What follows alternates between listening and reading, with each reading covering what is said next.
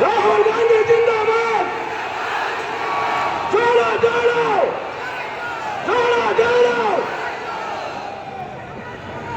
मल्लिकार्जुन खड़गे जी, केसी वेणुगोपाल जी, अखिलेश सिंह जी, शकील अहमद खान जी, मदन मोहन झा जी,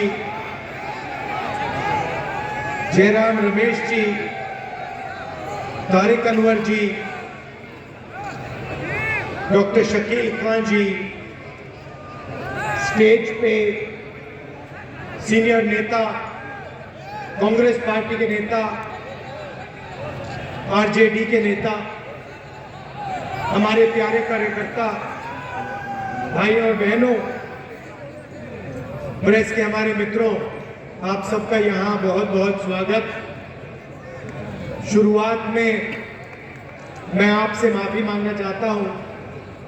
आज सुबह हमारी फ्लाइट में कोई टेक्निकल सा डिस्टर्बेंस हो गया था, इसलिए थोड़ी देरी हुई और आपको यहाँ 1-2 घंटे ज़्यादा हमारे लिए ठहरना पड़ा। इसके लिए माफी मांगता हूँ। आपका मूड कैसा है? ठीक है, अच्छा है, ठीक है।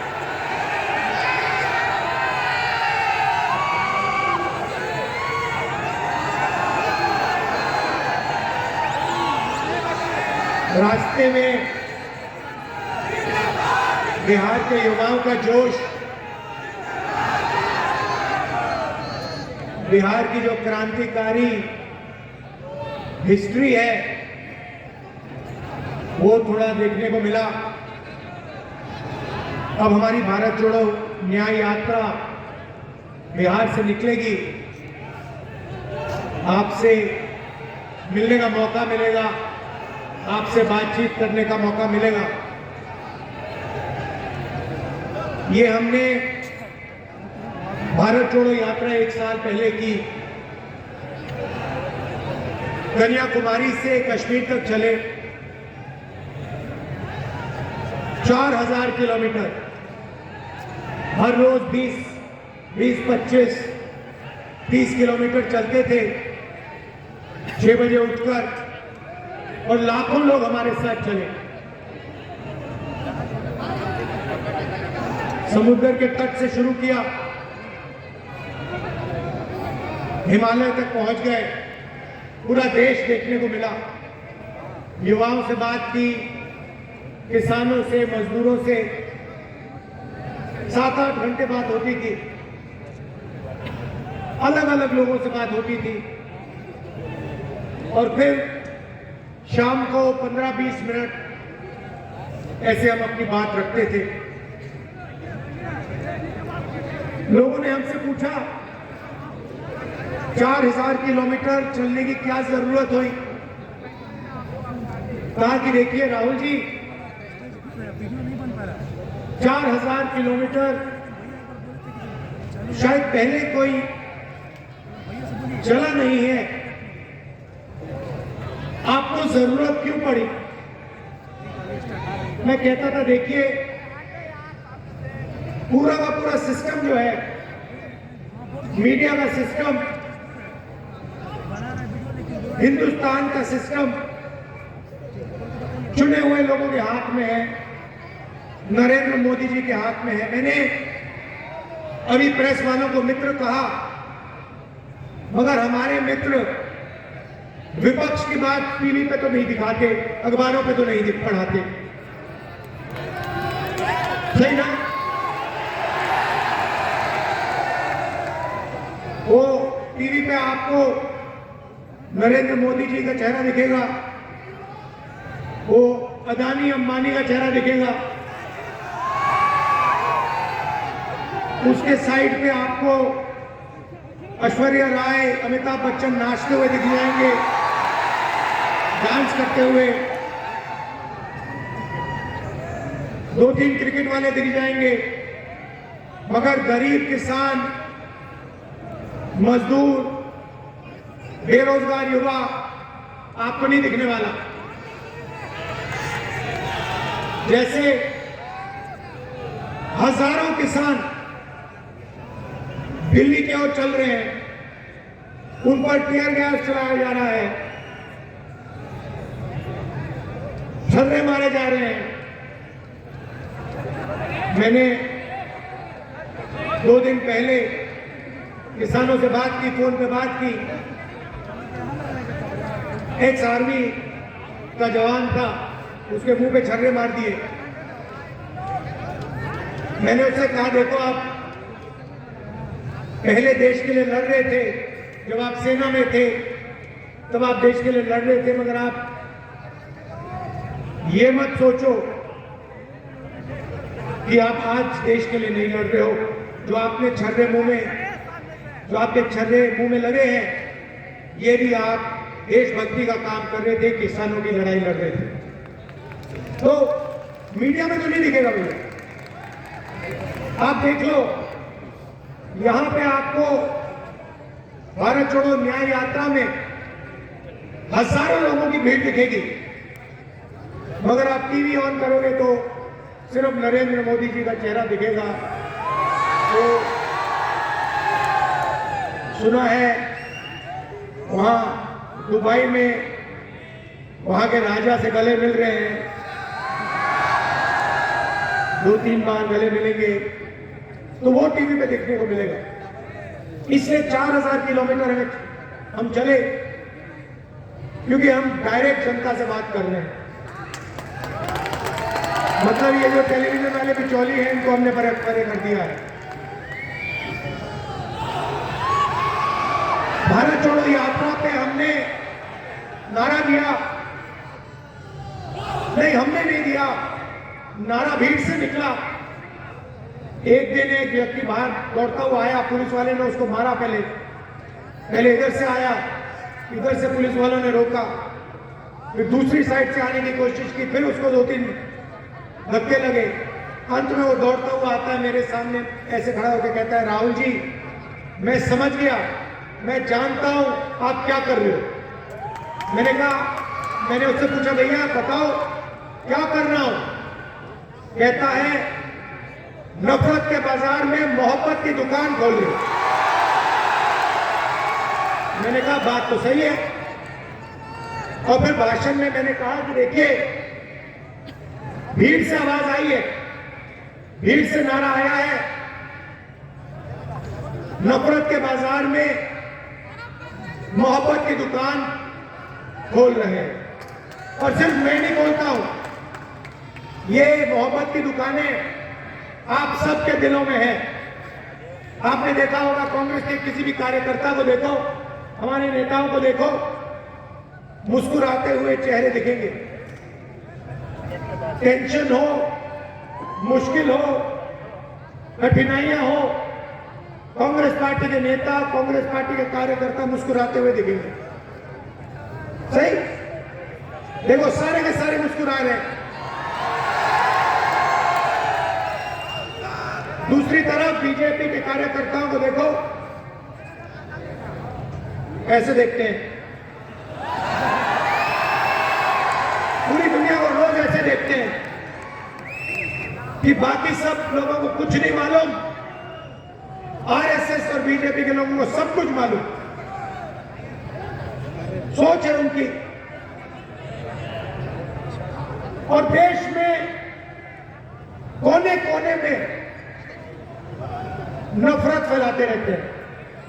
मणिपुर को जला दिया, एक जात को दूसरी जात से लड़ाते हैं, एक धर्म को दूसरे धर्म से लड़ाते हैं। तो उनके हिंसा और नफरत के खिलाफ हमने भारत जोड़ो यात्रा की और ये नारा दिया, नफरत के बाजार में मोहब्बत की दुकान। रास्ते में एक और बात पता लगी, 4000 किलोमीटर लाखों लोगों से मिले। हमने पूछा, भैया बताओ, ये देश में जो नफरत फैल रही है, हिंसा फैल रही है, क्रोध है, इसका कारण क्या है? मैंने ये सवाल हजारों बार लोगों से पूछा, आम जनता से पूछा, नहीं मोदी नहीं, मैं आपको बताता हूं, मोदी इस चीज का चिन्ह है, मगर मोदी कारण नहीं, कारण दूसरा है। और किसानों ने मुझे बताया, युवाओं ने बताया कि राहुल जी हर रोज आगे आगे हमारे खिलाफ कोई ना कोई अन्याय किया जाता है। हाँ हाँ हिंदुस्तान में ट्रेन में आ रहा है हम लोग। गरीब लोगों को, कमजोर लोगों को 21वीं सदी में न्याय नहीं मिल सकता, और इसका नतीजा नफरत और हिंसा है। और ये बिल्कुल सही बात है।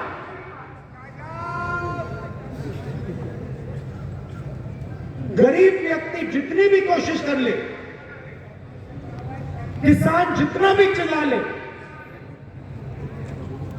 मजदूर जितनी जोरों से चीखे, उसे इस देश में मालूम है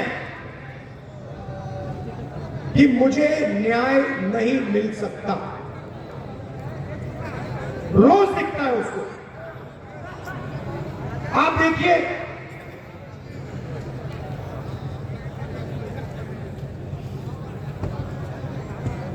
सबसे अमीर लोगों का नरेंद्र मोदी जी ने 14 लाख करोड़ रुपया कर्जा माफ किया। 14 लाख करोड़ रुपया। नरेगा में कितने लगते हैं? साल में कितने लगते हैं? कितने अमर नरेगा का एक साल? नहीं, बजट साल। नरेगा का पूरी की पूरी नरेगा को चलाने के लिए एक साल के लिए 70,000 करोड़ रुपए। सबसे गरीब लोगों के लिए एक साल में 70,000 करोड़ रुपए। और सारे के सारे अमीर लोगों ने कहा, देखो यह पैसा जाया हो रहा है। 70,000 करोड़ रुपए मनरेगा में जाते हैं और 14 लाख करोड़ रुपए हिंदुस्तान के 10-15 सबसे अमीर लोगों का एक सेकंड में कर्जा माफ हो जाता है। अखबार भी नहीं आता। क्यों? क्योंकि अखबार उनके पहले एक अखबार था, वो एक टेलीविजन था, मीडिया है, एनडीटीवी, उसको भी अडानी जी ने खरीद लिया।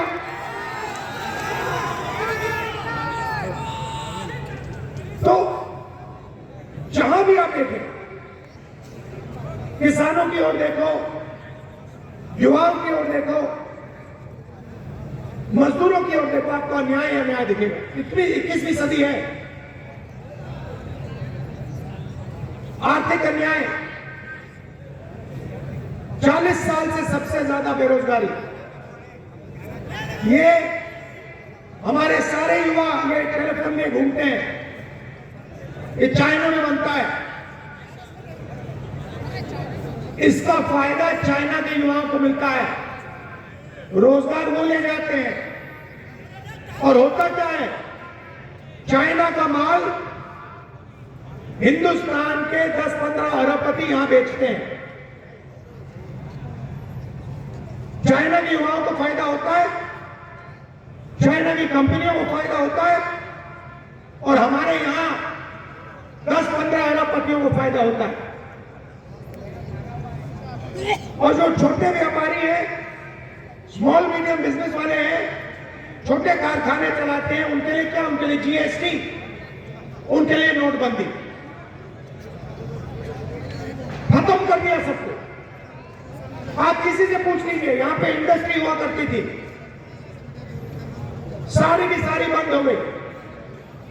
बिहार के लोग बाकी प्रदेशों में जाके मजदूरी करते हैं, कॉन्ट्रैक्ट लेबर का काम करते हैं। यहां पे 4 लाख शिक्षा के मजदूरी कर रहे हैं, कॉन्ट्रैक्ट पे हैं, उनको एक दिन में निकाला जा सकता है। तो ये आपको सब जगह दिखेगा। अच्छा, मैं आपसे सवाल पूछता हूं, हिंदुस्तान में पिछड़ों की कितनी आबादी? कितनी? 50%। ठीक है। दलितों की कितनी आबादी? 15%। आदिवासियों की कितनी आबादी? 8%। कितना हुआ? 50, 15 और 8 कितना हुआ? 73 हुआ ना? तो पिछड़ों की, दलितों की, आदिवासियों की आबादी 73%। अब मैं आपसे पूछता हूं, हिंदुस्तान की सबसे बड़ी 200 कंपनियों में उनकी लिस्ट निकालो। मैंने निकाली है। और उनकी मालिकों की लिस्ट में आदिवासी, दलित और पिछड़े कितने हैं मुझे बताओ। कितने हैं? 0। एक नहीं है। चलो छोड़ो, ये बताओ उनकी सीनियर मैनेजमेंट में कितने हैं? 0। अच्छा बताओ, मीडिया की कंपनी के मालिक ओबीसी, दलित, आदिवासी कितने? 0।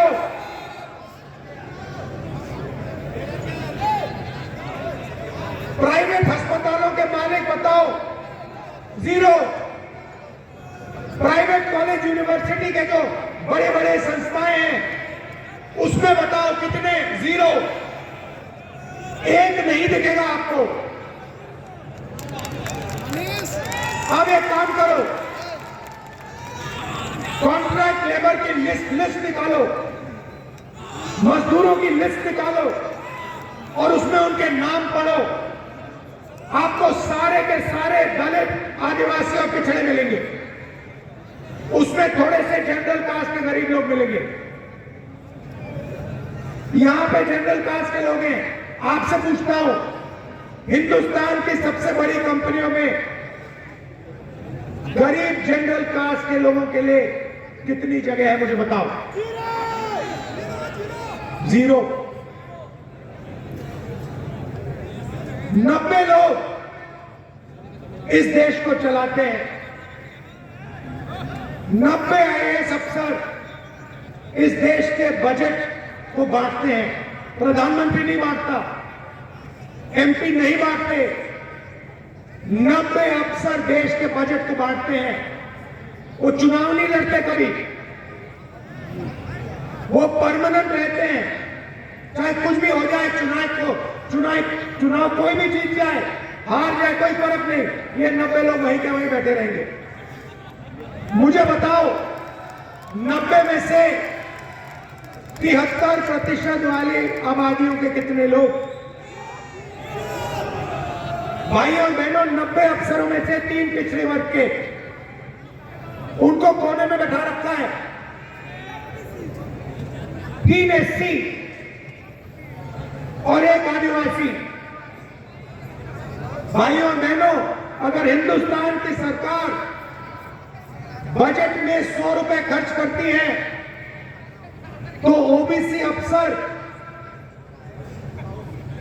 5 रुपए का निर्णय लेता है। आदिवासी अफसर 100 रुपए में से 10 पैसों का निर्णय लेता है और दलित अफसर 100 रुपए में से 1 रुपए का निर्णय लेते हैं। मतलब अगर हिंदुस्तान की सरकार बजट में 100 रुपए खर्च करती है तो इस देश की 73% आबादी सिर्फ 6 रुपए 10 पैसे का निर्णय लेती है। और उसमें मैंने माइनॉरिटी की बात नहीं की, उनको अलग रखा है, वो भी 15% है। तो बात समझिए, आप वोट देते हो, आप अपनी सरकार चुनते हो, मगर 73% लोगों के लिए ना कॉर्पोरेट इंडिया में जगह, ना मीडिया में जगह,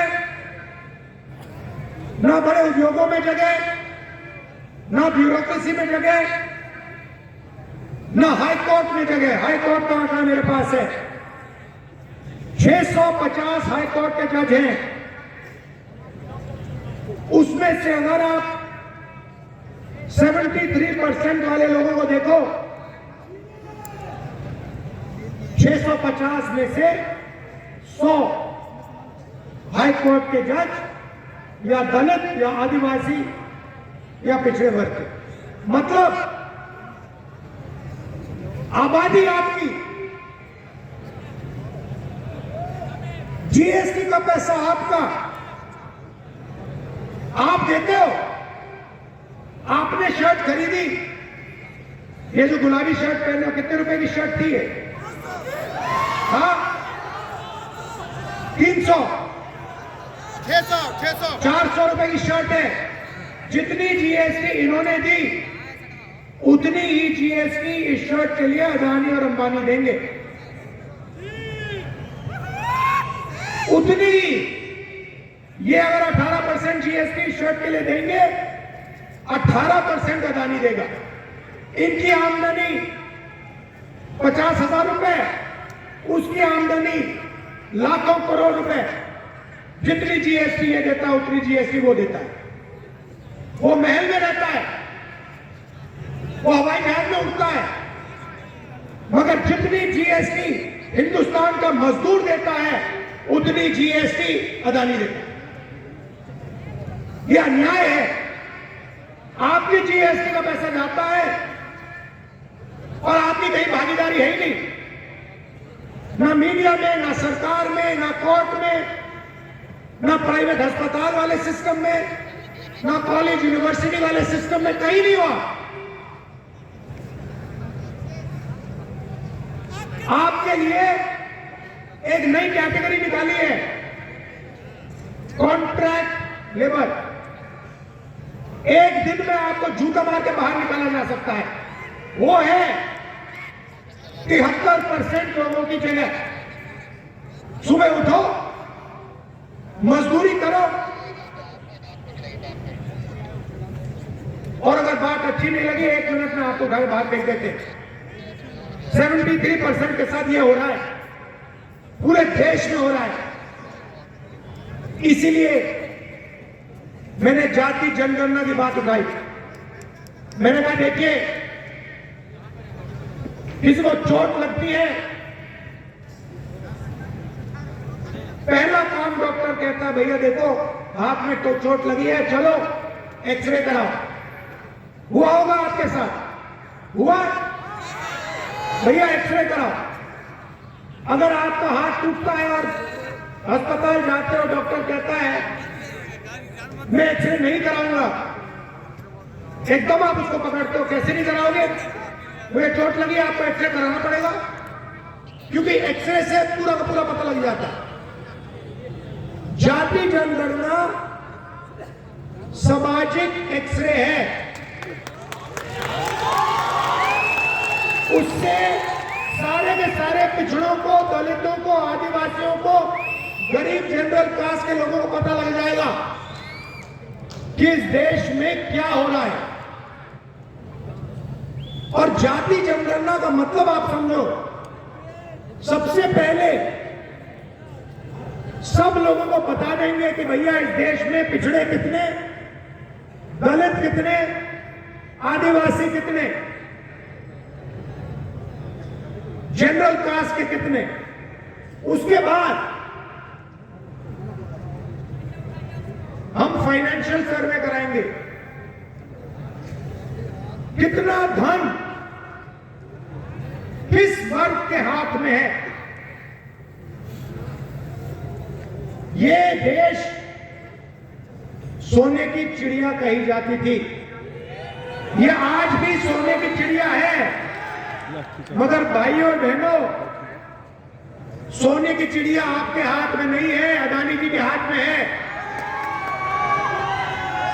इसीलिए जाति जनगणना से सबको पता लग जाएगा कि पिछड़ों के पास कितना धन है, आदिवासियों के हाथ में कितना धन है, गरीब जनरल क्लास के हाथ में कितना धन है। और ये 1% लोग, अरबपति लोग, बड़े बड़े ब्यूरोक्रेट्स, इनके हाथ में कितना धन है। दूध का दूध, पानी का पानी हो जाएगा। ये भाइयों और बहनों क्रांतिकारी कदम है। आजादी जैसे हुई थी, क्रांतिकारी कदम, सफेद क्रांति, हरी क्रांति, कंप्यूटर रेवोल्यूशन, बैंक नेशनलाइजेशन, वैसा ही एक क्रांतिकारी काम है। और मैं आपको बता रहा हूं, इसके बिना आप सब लोग भूखे मर जाओगे, कुछ नहीं बचेगा, ना रोजगार मिलेगा, ना आपके बच्चों के पास भविष्य होगा, क्योंकि 1% लोग पूरा का पूरा धन उठा के ले जाएंगे। इसीलिए मैं कह रहा हूं, सामाजिक न्याय का अगला कदम जाति जनगणना है और कांग्रेस पार्टी इस काम को करके दिखा देगी। कुछ दिन पहले हमने एक ऐतिहासिक कदम उठाया। पहली बार हिंदुस्तान की हिस्ट्री में हमने कहा कि हिंदुस्तान के किसानों को हम लीगल गारंटी दे के एमएसपी देंगे। कानूनी गारंटी वाली एमएसपी कांग्रेस पार्टी हिंदुस्तान के हर किसान को देने जा रही है। ऐतिहासिक काम। जैसे ही मैंने जाति जनगणना की बात की, नरेंद्र मोदी जी कहते हैं हिंदुस्तान में जात तो है ही नहीं, एक अमीर है एक गरीब है, दो ही जात है। पहले कहते थे मैं ओबीसी हूं, अब कहते हैं दो ही जात है। हमने एमएसपी की गारंटी दी, बीजेपी के लोग कहते हैं कांग्रेस पार्टी ये कर ही नहीं सकती। पहले हमारे बारे में कहते थे कांग्रेस पार्टी किसानों का कर्जा माफ नहीं कर सकती।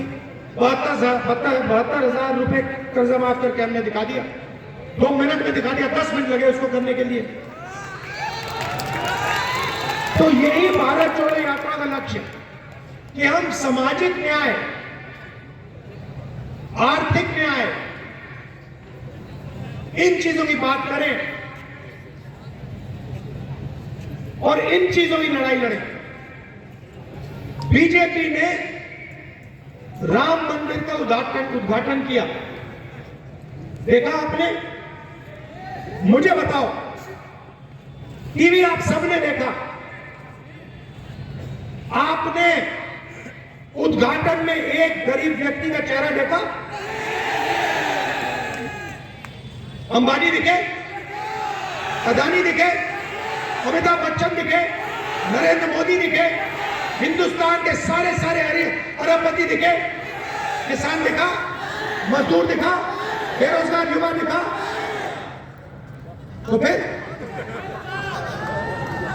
बात समझिए, ये नरेंद्र मोदी जी 2-3% के लिए काम करते हैं।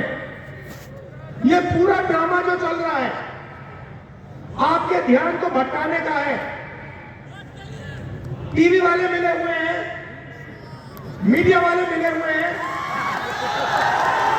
अदानी, अंबानी, नरेंद्र मोदी, ये 10-15 लोगों की टीम है और इनका काम आपसे आपका जो जीएसटी का पैसा है वो छीनने का है, वो लेने का है और 24 घंटे आपके ध्यान को इधर उधर करने का।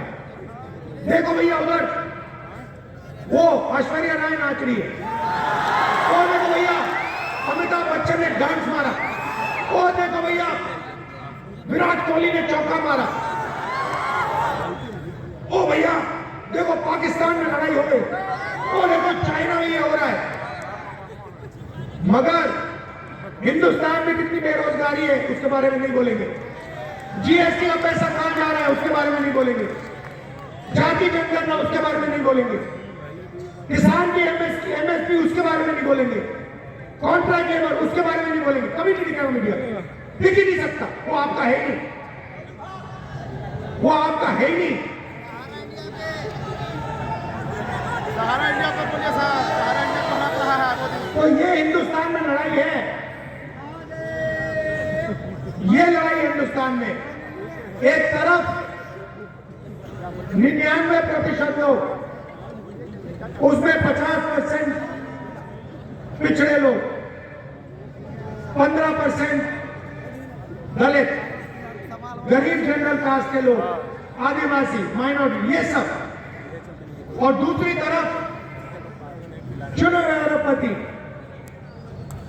नरेंद्र मोदी, मीडिया। इसीलिए हमने भारत जोड़ो यात्रा में न्याय शब्द जोड़ दिया।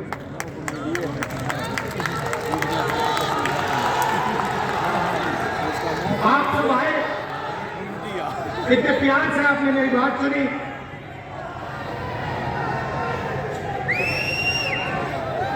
इतने प्यार से आपने मेरी बात सुनी और इतने जोश से आपने मेरा यहाँ स्वागत किया। दिल से आपका धन्यवाद करना चाहता हूँ। नमस्कार, जय हिंद। 2 मिनट के लिए रुक जाए।